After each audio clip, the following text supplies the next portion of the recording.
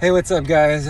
So I'm gonna need your thoughts on this because I've been doing a lot of thinking lately, and I came to this conclusion, and it's kind of a trip how I came down to it. And basically, it's coming down to the Bible. I've been learning for a lot of years. Ever since I became an adult, I've been learning a lot of things about my life, like how to do things. I could say my parents didn't teach me much, so I've been learning communication.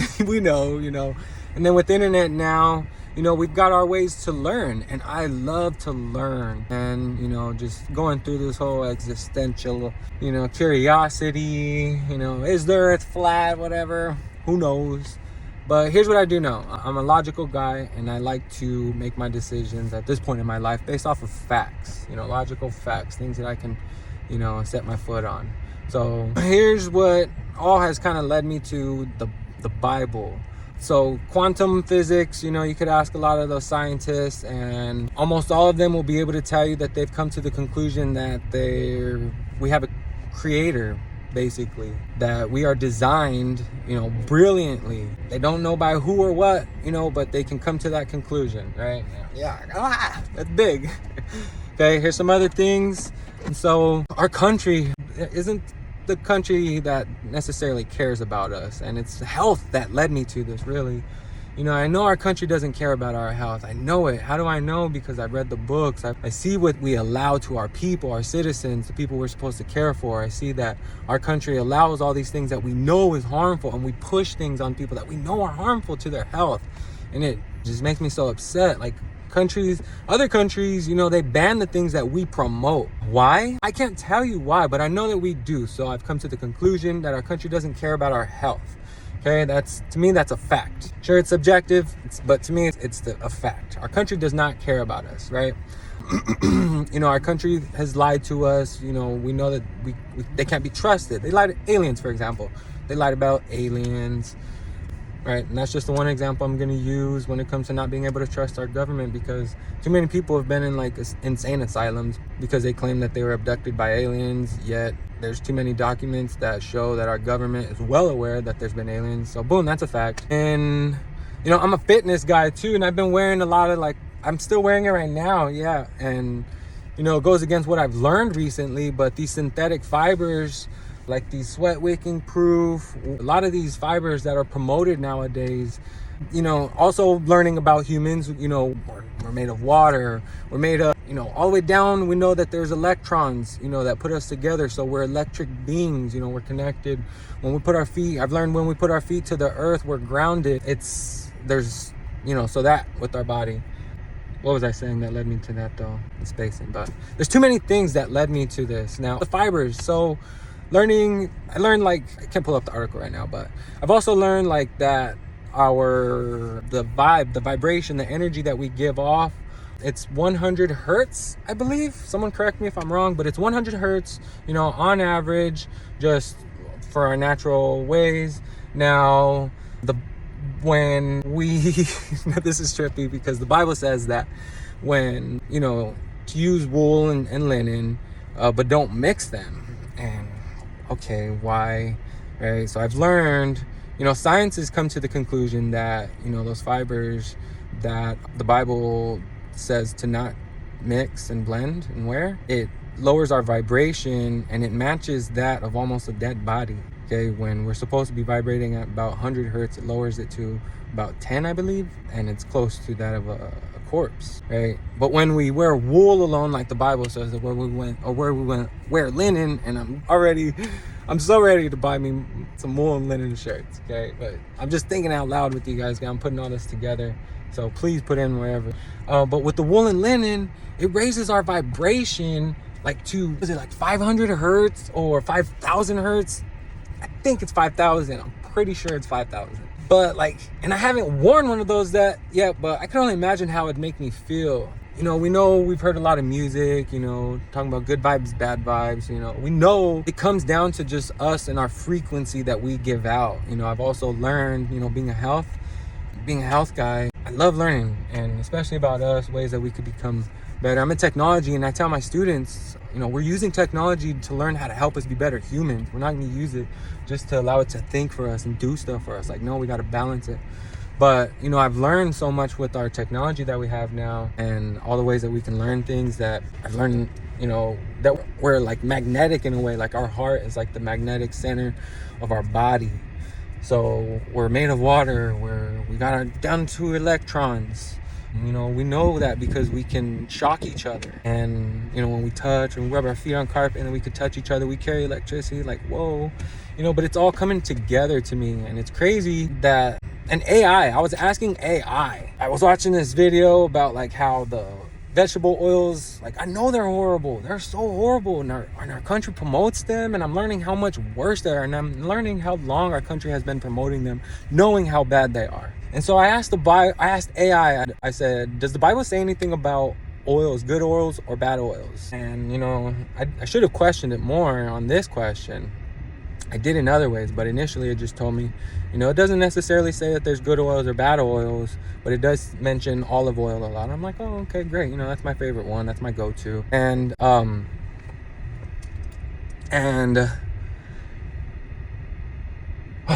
sorry.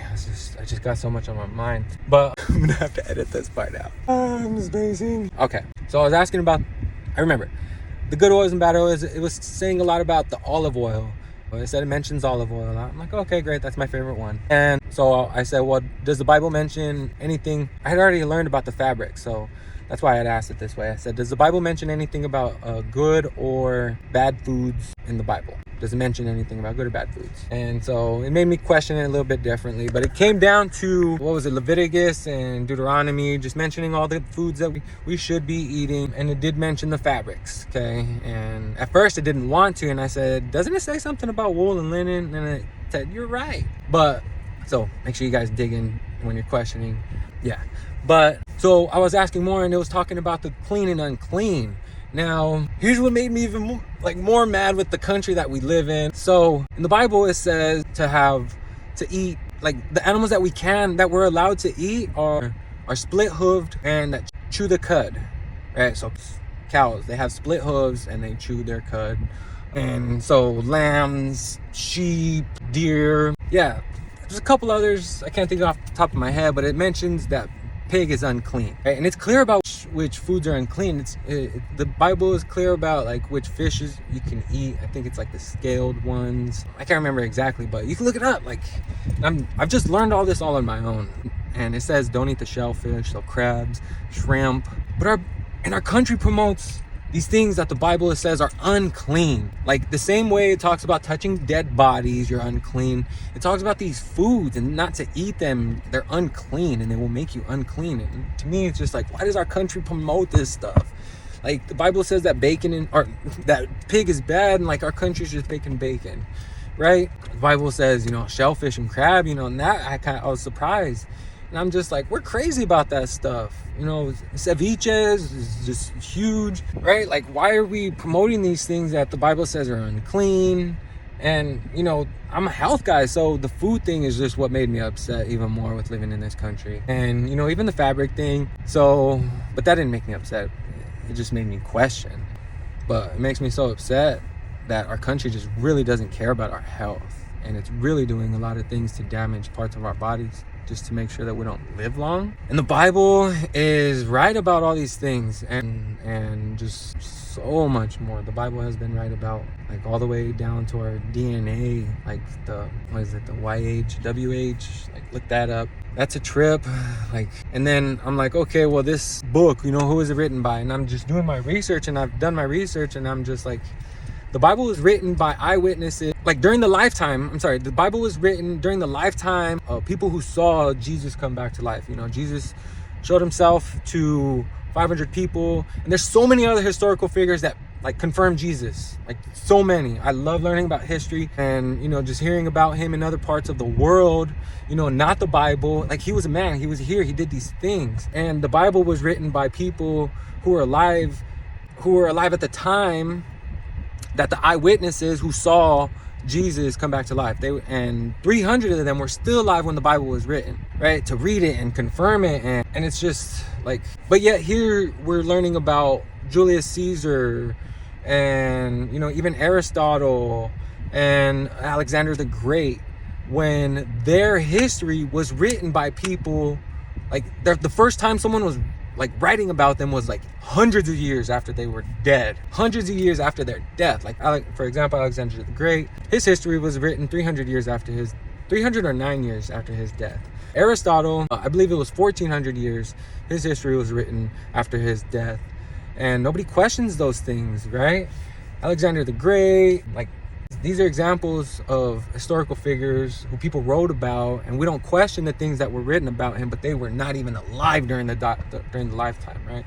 But yet the Bible, the New Testament, I learned that it was written, by people who were alive to see Jesus come back to life, right? So it's a trip. Health has led me to the Bible, and I'm just so curious. I'm so much more curious to dive further into this. And I'm a logical man. This trips me out. And I've done my time in church. I have, but at this point in my life, I'm applying the knowledge that I'm learning into my life. I'm 35.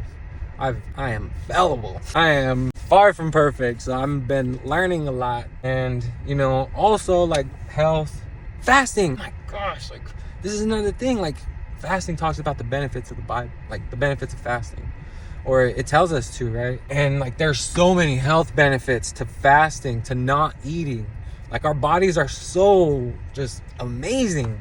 And even before reading the Bible, I tell my clients who I help people lose weight, and I say, man, our bodies are so amazing. And I just inform them about this stuff, and they make their decisions, and I support them on the decisions that they make. But I try to encourage fasting because just like, and I say this, like our bodies are so amazing.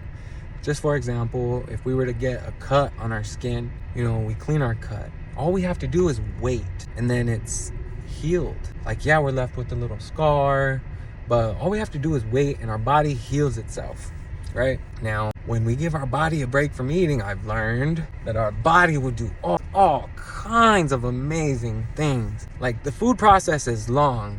Like we eat, it's going through our lung system, it gets to the stomach, and it's absorbing throughout our body as it's getting there. It breaks down in stomach acid, part of it spreads throughout our bloodstream in all different ways throughout the system, throughout that system. And, and then there's still the waste part of it, we gotta poop it out. That whole system takes a long time, like that process. And when our body is not working on that process, look into the benefits of fasting. And it's a trip. Like our brain, our blood, so many things heal.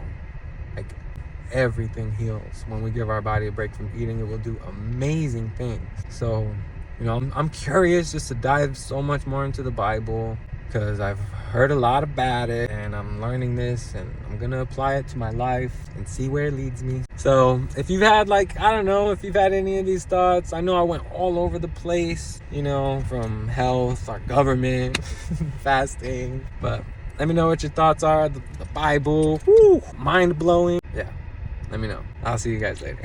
Thanks for watching. If you watched this, my gosh, thank you. Because I just threw up a whole lot on you and I'm an introvert. This is a long video, so thank you. Appreciate you. Let me hear your thoughts too.